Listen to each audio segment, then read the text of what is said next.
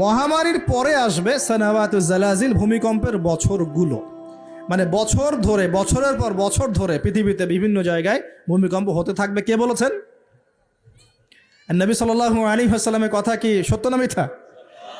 আস্তাগফিরুল্লাহ, সত্য না মিথ্যা? সত্য। তার মানে একটা হাদিস পেলাম, নবীজি বলেছেন কিয়ামতের আগে আগে কি হবে?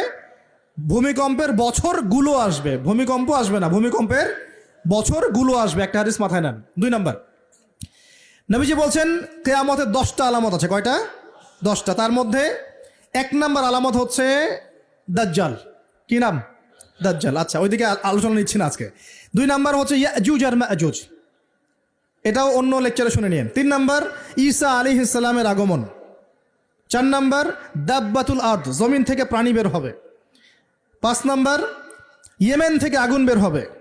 ইয়েমেন থেকে আগুন বের হবে। 6 নাম্বার দুখান, ধোঁয়া, ধোঁয়া দিয়ে পৃথিবী ছেয়ে যাবে। 7 নাম্বার, 8 নাম্বার, 9 নাম্বার, এগুলো হচ্ছে 3টা বড় বড় ভূমিকম্প, ভূমিধস, যেটা হবে একটা পৃথিবীর পূর্বে, একটা পশ্চিমে, একটা মাঝখানে।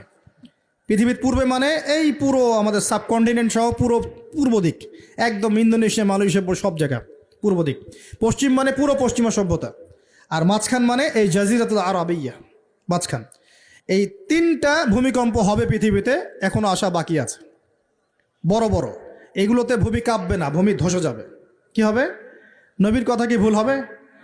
আর শেষটা হচ্ছে এই পূর্ব দিক থেকে, পশ্চিম দিক থেকে সূর্য উদিত হবে এবং মানুষের তওবার দরজা বন্ধ হয়ে যাবে। তওবা করে লাভ নাই। এই 10টা বড় বড় মধ্যে 3টা পেয়েছেন ভূমিকম্প। তাহলে পেলাম যে ভূমিকম্পের বছরগুলো আসবে। আরও পেলাম কি বড় বড় 3টা হবে, পূর্বে একটা, পশ্চিমে একটা, মাঝখানে একটা। আর কোন পাপের কারণে হবে সেটা কিন্তু অন্য আয়াতগুলোতে আমরা দেখলাম। আচ্ছা, সামনে আসেন।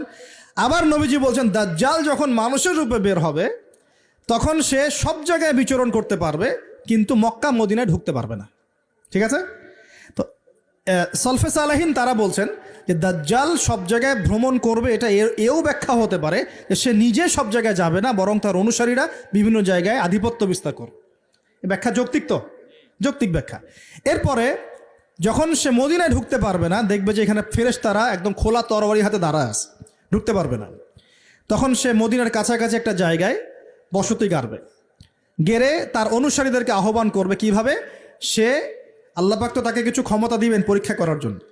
সে 3 বার ভূমিতে আঘাত করবে, এতে করে ভূমি কেঁপে উঠবে এবং এই ভূমিকম্পে মদিনা থেকে যত মোনাফেক টাইপের যত মানুষ আছে সব দৌড় দিয়ে দাজ্জালের দলে যোগ দিবে।